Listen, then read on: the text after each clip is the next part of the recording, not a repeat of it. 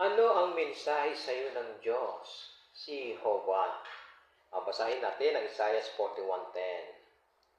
Sabi, huwag kang matakot dahil kasama mo ako. Huwag kang mag-alala dahil ako ang Diyos mo. Oo, nakatutuwang malaman na dahil sa hirap ng kalagayan, natatakot tayo, nag-aalala tayo sa mga sumusubok sa ating pananampalataya at pag-ibig sa Diyos. Pansinin mo, ang sinabi ng Diyos na Jehovah, aalalayan at talagang tutulungan niya tayo. Alam niya na hindi natin kakayahin mag-isa ang mga problema natin.